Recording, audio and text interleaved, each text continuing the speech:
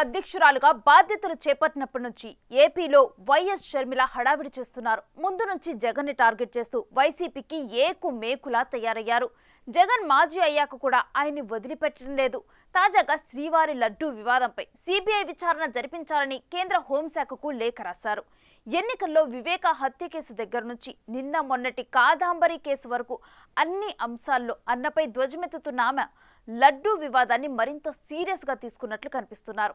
దాని వెనుక ప్రత్యేక వ్యూహం ఉందా?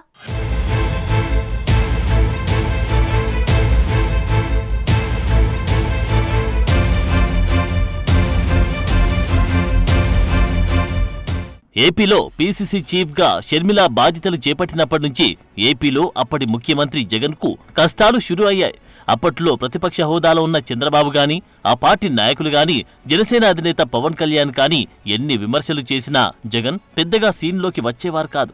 మంత్రులతోనూ ఎమ్మెల్యేలతోనూ కౌంటర్లు ఇప్పించేవారు. కానీ షర్మిల ఎంట్రీతో సీన్ మారింది. ఫ్రేమ్లోకి చెల్లి వచ్చి కూర్చోవడంతో జగనే స్వయంగా మాట్లాడాల్సి వచ్చేది.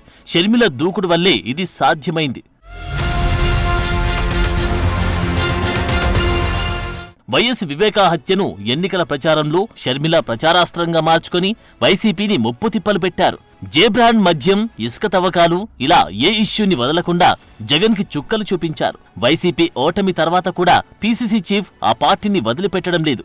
జగన్ అసలు వైఎస్ఆర్ వారసుడే కాదని తేల్చి చెప్పిన ఆమె ఇటీవల కాదంబరి విషయంలోనూ జగన్ పై నిప్పులు చెరిగారు.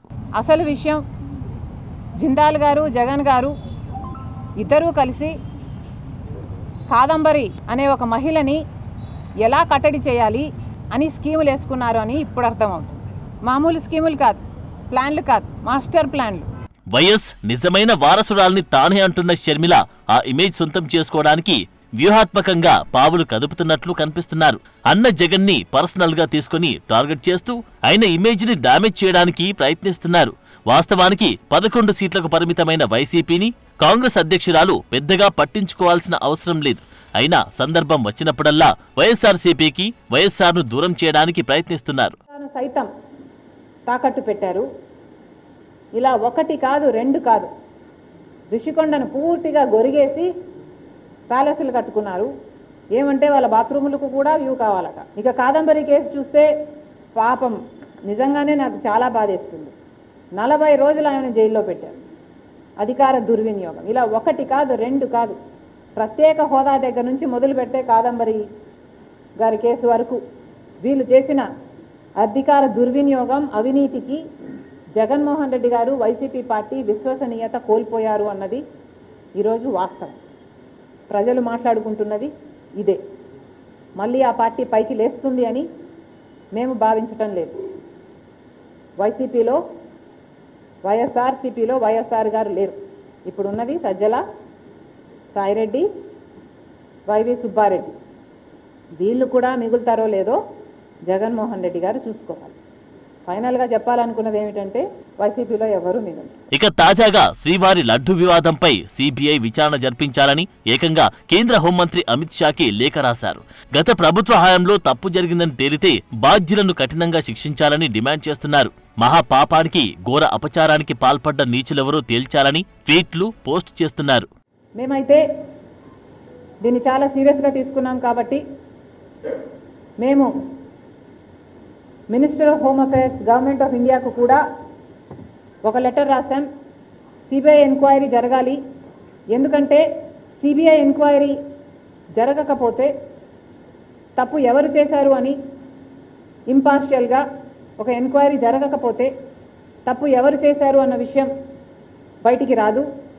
ఇది కేవలం రాజకీయం కోసం వాడుకుంటున్నారా, లేక తప్పు నిజంగానే జరిగిందా? ఒకవేళ తప్పు నిజంగానే జరిగింటే తప్పు చేసిన వాళ్ళను శిక్షించాల్సిన అవసరం ఉంది. ఎందుకంటే వాళ్ళ మీద యాక్షన్ తీసుకోకపోతే మిగతా వాళ్ళు కూడా ఫైనాన్షియల్ బెనిఫిట్ కోసం ఇదే తప్పు చేసే ప్రమాదం ఉంది. కాబట్టి కాంగ్రెస్ పార్టీ ఈరోజు హోమ్ మినిస్టర్ గారికి, అమిత్ షా గారికి ఒక లేఖ రాస్తున్నాం. సిబిఐ ఎంక్వైరీ జరగాలి అని. వివేక హత్య కేసుతో జగన్ను టార్గెట్ చేయడం మొదలుపెట్టిన షర్మిల శ్రీవారి లడ్డు వ్యవహారాన్ని సీరియస్ గా తీసుకున్నట్లు కనిపిస్తున్నారు. తాజాగా గవర్నర్ అబ్దుల్ నజీర్ ని కూడా కలిసి ఫిర్యాదు చేశారు. సిబిఐ విచారణకు చర్యలు తీసుకోవాలని ఆయన్ని కోరారు.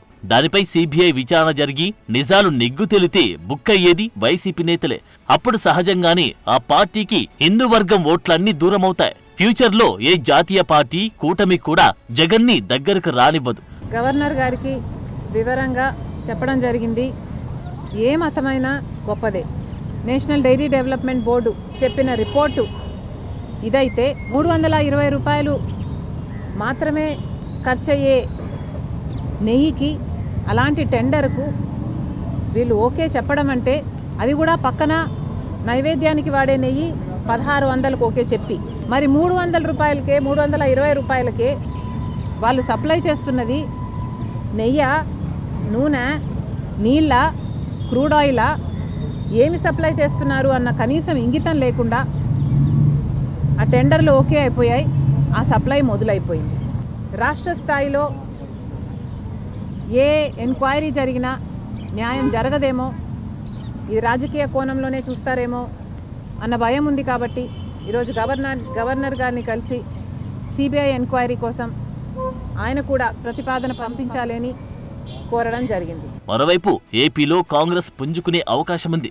వైఎస్ ఇమేజ్ షర్మిల సొంతమై పీసీసీ చీఫ్ గా షర్మిలకు పార్టీలో ఎదురుండదు. ఆ లెక్కలతోనే ఆమె అంత గట్టిగా సిబిఐ విచారణ కోరుతున్నారంటున్నారు.